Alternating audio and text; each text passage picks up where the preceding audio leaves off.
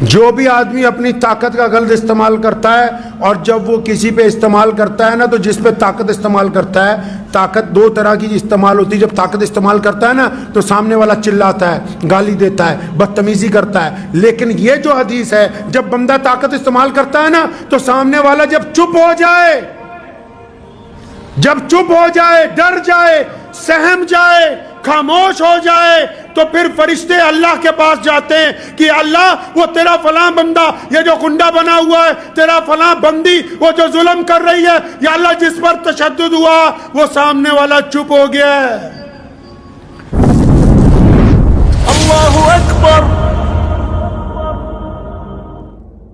جب کوئی بندہ، سنو سارے دل تھام کے، چاہے کوئی حکومت کی کرسی پہ بیٹھا ہے، چاہے کسی کا اپنے گھر میں دبنگائی ہے، چاہے کسی کی اپنے بازار میں دبنگائی ہے، چاہے کسی کی کاروبار میں ہے، چاہے کوئی مسجد مدرسے میں دبنگائی کرتا ہے، سارے ہی سن لیں. صرف یہ نہیں کہ حکومتیں ساری، جس کو اللہ نے جتنی خدائی کا حصہ دیا ہے،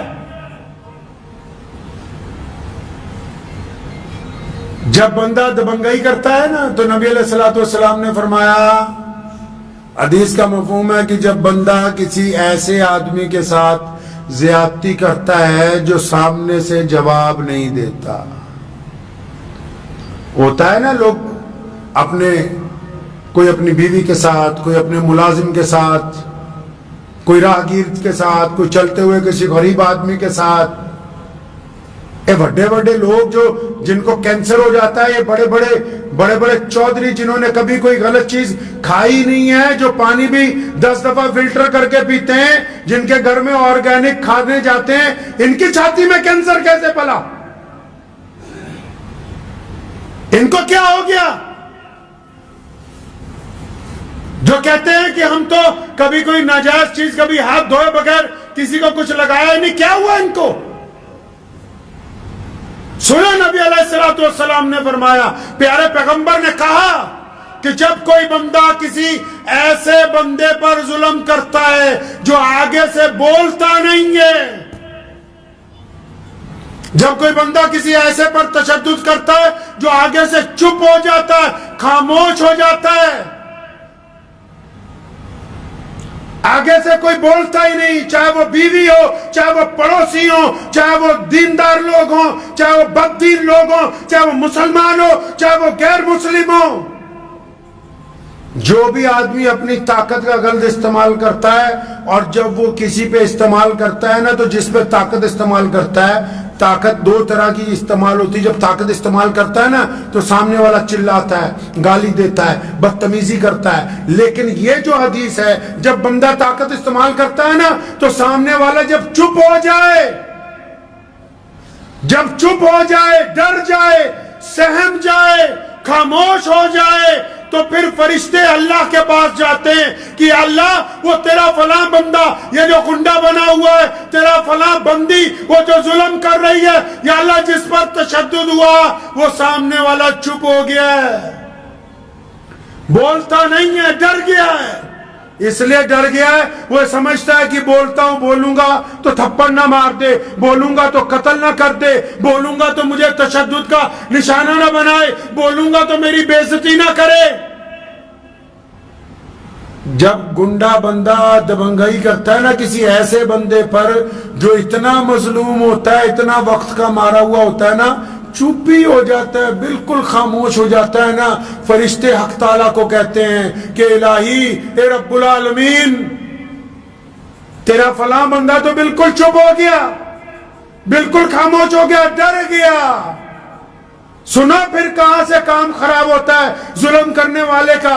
جب ظلم سہنے والا بالکل چپ ہو جاتا ہے تو رب جس نے یہ دنیا بنائی، وہ الہ جو کائنات کا مالک ہے، وہ دنیا کے لوگ جس کو ایشور کہتے ہیں، جس کو ہم اکال پرخ کہتے ہیں، وہ خدا جو تمام کائنات کا پالنہار ہے، جب بندہ چپ ہو جاتا ہے نا پھر اللہ فرشتوں کو کہتے ہیں اچھا وہ سامنے والا میرا بندہ گھبرا گیا، सहम गया, डर गया, चुप हो गया, तो अच्छा उठाओ कलम, लिखो अब जो ये डर गया है इसकी तरफ से बदला इसका रब लेगा। और जब रब बदला लेने पे आता है बंदे की मत मार देता है, दुनिया की कोई ताकत फिर उसका साथ नहीं देती है।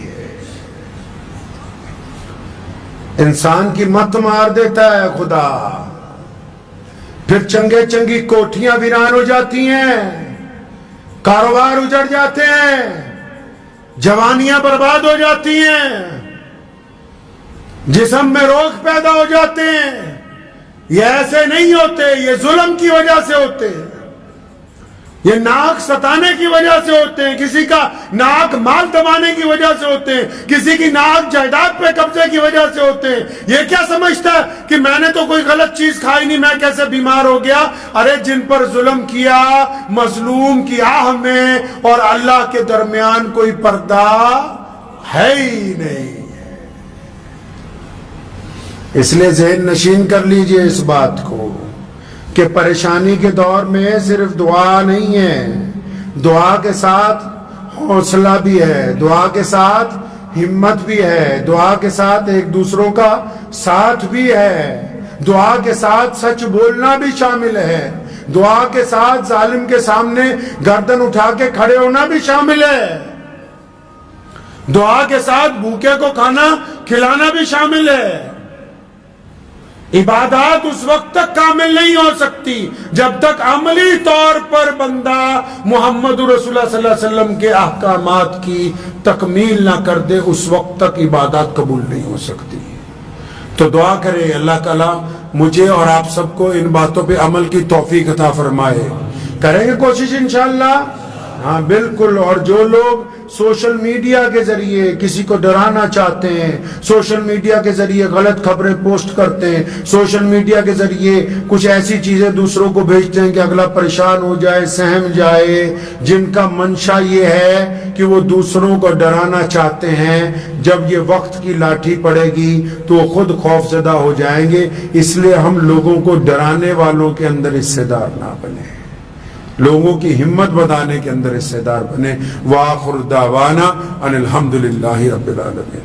मुझे उम्मीद है कि आपको ये वीडियो पसंद आई होगी।